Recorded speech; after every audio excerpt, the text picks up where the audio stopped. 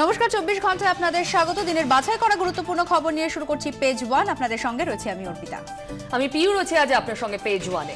আর পিউ, শুরুতেই অবশ্যই আমরা চোখ রাখব দিল্লির দিকে, কারণ মুখ্যমন্ত্রী মমতা বন্দ্যোপাধ্যায় আজই রওনা হয়েছে দিল্লির উদ্দেশ্যে। তিনি দিল্লিতে ইতিমধ্যে পৌঁছেও গেছেন এবং এই নোট ইস্যুতে সমস্ত বিরোধী দলকে কেন্দ্রের বিরুদ্ধে এক ছাতায় তলায় আনতেই তার এই উদ্যোগ। যদিও আগামীকাল যে রাষ্ট্রপতি ভবনে স্মারকলিপি দিতে যাচ্ছে, সেখানে কংগ্রেস বা সিপিএম কাউকেই কিন্তু তিনি পাশে পাচ্ছেন না। কিন্তু সেই যাত্রায় একসাথে না পেলেও সংসদে মোদী সরকারের বিরুদ্ধে এক কাট্টা সব বিরোধী দলই।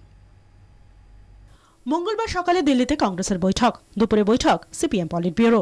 দুই বৈঠকেই নোট বাতিল ইস্যুতে আলোচনা হয়। পরে কংগ্রেস, সিপিএম সহ বিরোধী দলগুলি নিজেদের মধ্যে আলোচনায় বসে।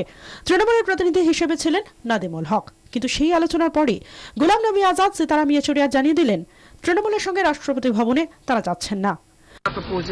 Which march? To the president. The president. Nothing is. There's nothing proposed here. Be a complete rollback of Yes. demonetization. No, we are not saying rollback.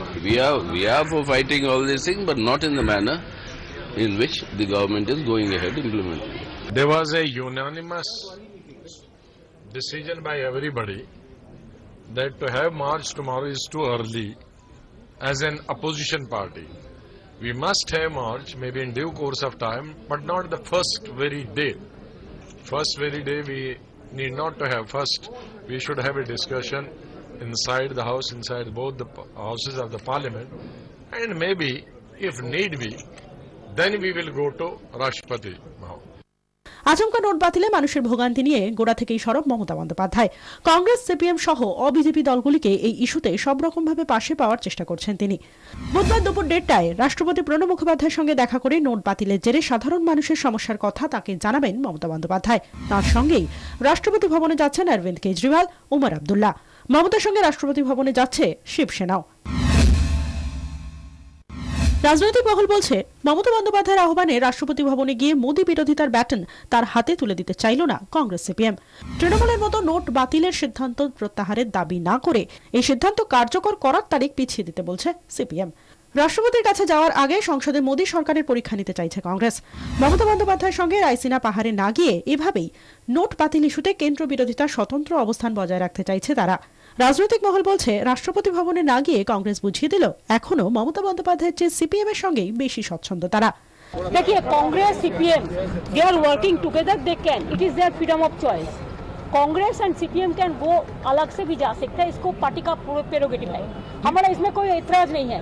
लेकिन देखो एक बात है कि after death if doctor comes the patient is dead and that's why we cannot wait till since we cannot wait another more time, we cannot spend like this, we cannot waste our time.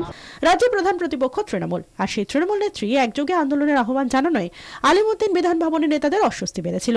শেষ পর্যন্ত দু দলের কেন্দ্রীয় নেতারা মমতা বন্দ্যোপাধ্যায়ের সঙ্গে রাষ্ট্রপতির কাছে না যাওয়ার সিদ্ধান্ত নেওয়ায় হাফ ছাড়ার সুযোগ পেলেন অধীর চৌধুরী, সূর্যকান্ত মিশ্ররা।